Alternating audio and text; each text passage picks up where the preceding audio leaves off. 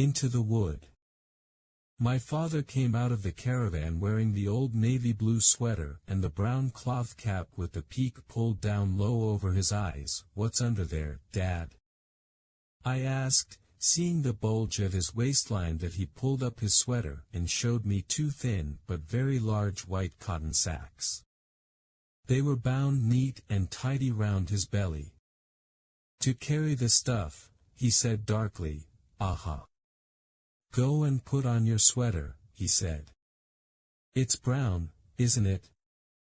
"Yes," I said. "That'll do. But take off those white sneakers, and wear your black shoes instead." I went into the caravan and changed my shoes and put on my sweater. When I came out again, my father was standing by the pump squinting anxiously up at the sun, which was now only the width of a man's hand above the line of trees along the crest of the ridge on the far side of the valley. "I'm ready, Dad, good boy. Off we go. Have you got the raisins?" I asked. "In here," he said, tapping his trouser pocket, where yet another bulge was showing.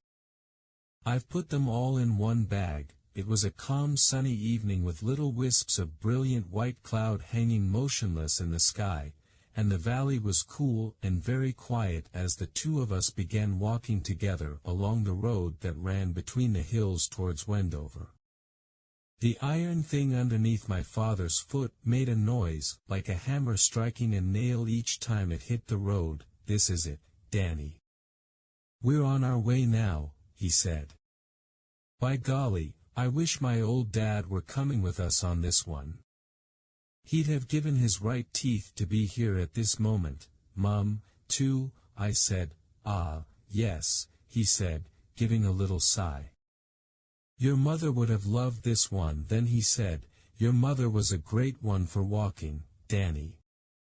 And she would always bring something home with her to brighten up the caravan. In summer it was wild flowers, or grasses. When the grass was in seed, she could make it look absolutely beautiful, in a jug of water, especially with some stalks of wheat or barley in between. In the autumn, she would pick branches of leaves, and in the winter it was berries or old man's beard. We kept going. Then he said, "How do you feel, Danny?" "Terrific," I said. And I meant it. For although the snakes were still wiggling in my stomach, I wouldn't have swapped places with the King of Arabia at that moment. "Do you think they might have dug any more of those pits for us to fall into?" I asked. "Don't you go worrying about pits, Danny," my father said. "I'll be on the lookout for them this time. We shall go very carefully and very slowly. Once we're in the wood, how dark will it be in there when we arrive?" "Not too dark," he said. "Quite light, in fact." "Then how do we stop the keepers from seeing us?" "Ah," he said. "That's the fun of the whole thing. That's what it's all about. It's hide and seek. It's the greatest game of hide and seek in the world." "You mean because they've got guns?" "Well," he said, "that does add a bit of a flavor to it." Yes, we didn't talk much after that. But as we got closer and closer to the wood, I could see my father becoming more and more twitchy as the excitement began to build up in him. He would get hold of some awful old tune, and instead of using the words, he would go, "Tum tiddly tum tum tum tum," over and over again. Then he would get hold of another tune and go, "Pom piddly om pom pom pom pom, pom piddly om, pom piddly om." As he sang, he tried to keep time with the tap-tap of his iron foot on the roadway. When he got tired of that, he said to me, "I'll tell you something interesting about pheasants, Danny. The law says they're wild birds, so they only belong to you when they're on your own land. Did you know that?" "I didn't know that, Dad. So if one of Mr. Hazel's pheasants flew over and perched on our filling station, he said, it would belong to us. No one else would be allowed to touch it. You mean even if Mr. Hazel had bought it himself as a chick? I said. Even if he had bought it and reared it in his own wood? Absolutely. My father said. Once it flies off his own land, he's lost it. Unless, of course, it flies back again. It's the same with fish. Once a trout or a salmon has swum out of your stretch of the river into somebody else's, you can't very well say, hey, that's mine. I want it back, can you? Of course not, I said.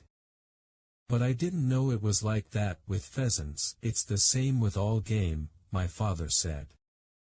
Hare, deer, partridge, grouse. You name it. We had been walking steadily for about an hour and a quarter, and we were coming to the gap in the hedge where the cart track led up the hill to the big wood where the pheasants lived.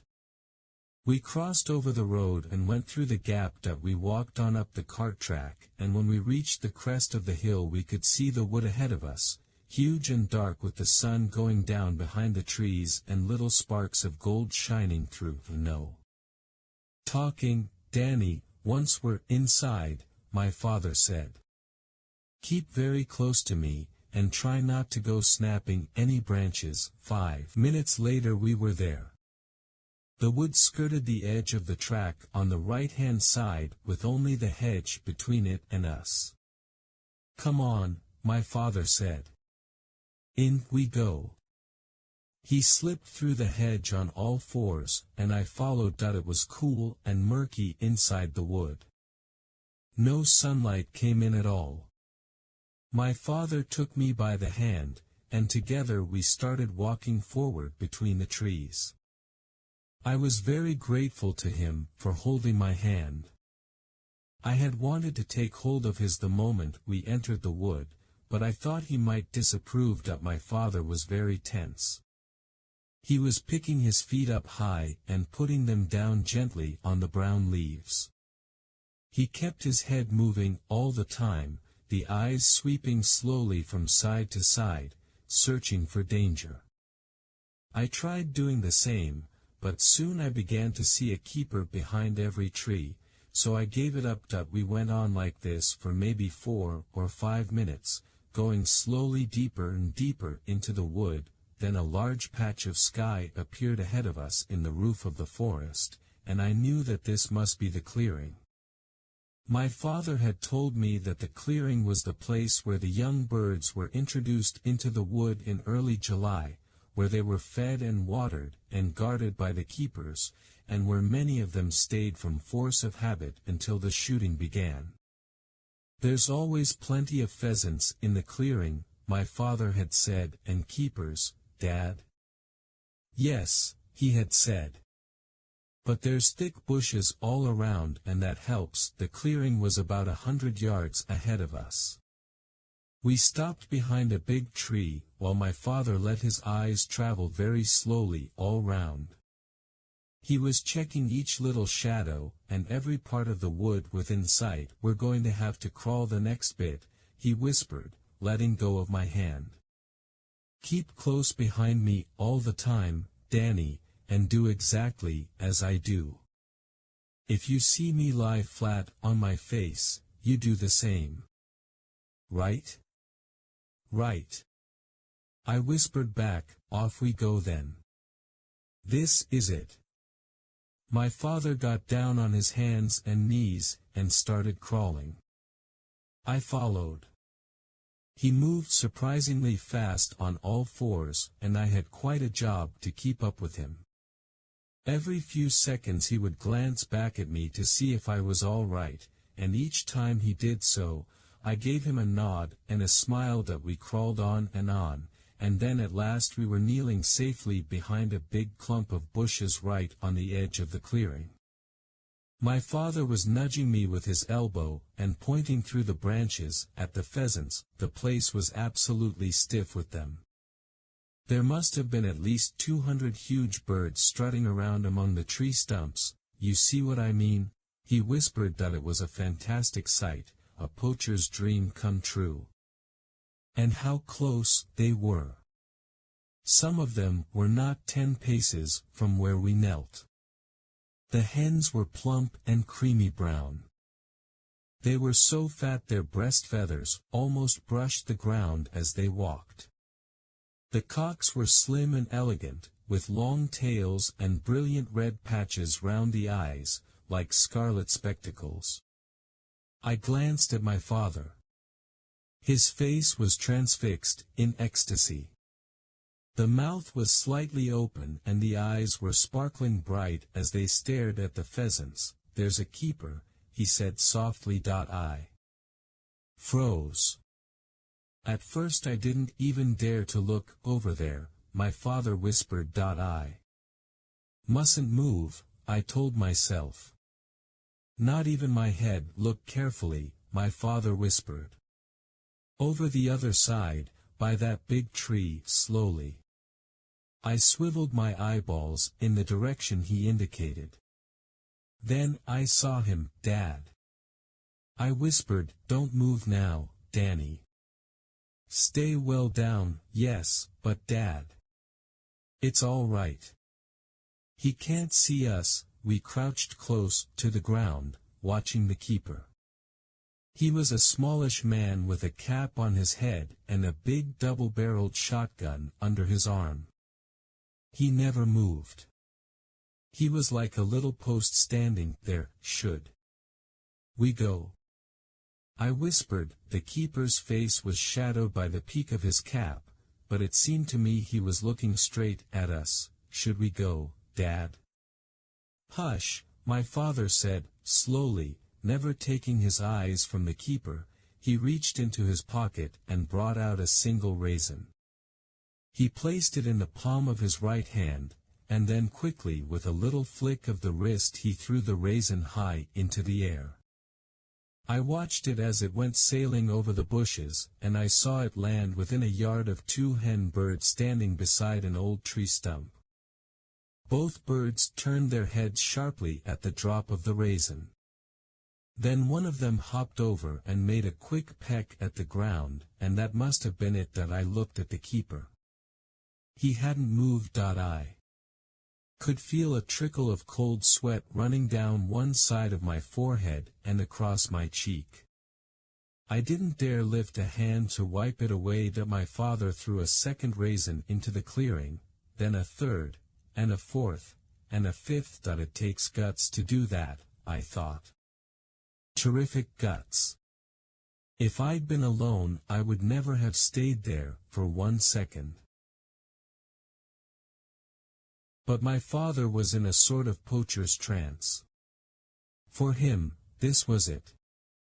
This was the moment of danger, the biggest thrill of all. He kept on throwing the raisins into the clearing, swiftly, silently, one at a time. Flick went his wrist, and up went the raisin, high over the bushes, to land among the pheasants. Then all at once, I saw the keeper turn away his head to inspect the wood behind him. My father saw it too. Quick as a flash, he pulled the bag of raisins out of his pocket and tipped the whole lot into the palm of his right hand. "Dad," I whispered. "Don't." But with a great sweep of the arm, he flung the entire handful way over the bushes into the clearing. They fell with a soft little patter, like raindrops on dry leaves, and every single pheasant in the place must have heard them fall. There was a flurry of wings and a rush to find the treasure. The keeper's head flicked round as though there were a spring inside his neck. The birds were all pecking away madly at the raisins. The keeper took 2 quick paces forward, and for a moment I thought he was going in to investigate. But then he stopped, and his face came up and his eyes began traveling slowly round the edge of the clearing. "Lie down flat," my father whispered. "Stay there. Don't move an inch." I flattened my body against the ground and pressed one side of my face into the brown leaves. The soil below the leaves had a queer, pungent smell, like beer. Out of one eye, I saw my father raise his head, just a tiny bit, to watch the keeper. He kept watching him. "Don't you love this?" he whispered to me. I didn't dare answer him. We lay there for what seemed like 100 years. At last I heard my father whisper, "Panic's over. Follow me, Danny. But be extra careful, he's still there. And keep down low all the time." He started crawling away quickly on his hands and knees. I went after him. I kept thinking of the keeper, who was somewhere behind us. I was very conscious of that keeper, and I was also very conscious of my own backside, and how it was sticking up in the air for all to see. I could understand now why poacher's bottom was a fairly common complaint in this business, that we went along on our hands and knees for about 100 yards. "Now run," my father said. We got to our feet and ran, and a few minutes later we came out through the hedge into the lovely open safety of the cart track. "It went marvelously," my father said, breathing heavily. "Didn't it go absolutely marvelously?" His face was scarlet and glowing with triumph. "Did the keeper see us?" I asked. "Not on your life," he said. "And in a few minutes the sun will be going down, and the birds will all be flying up to roost, and that keeper will be sloping off home to his supper. Then all we've got to do is go back in again and help ourselves. We'll be picking them up off the ground like pebbles." He sat down on the grassy bank below the hedge. I sat down close to him. He put an arm round my shoulders and gave me a hug. "You did well, Danny," he said. "I'm right proud of you."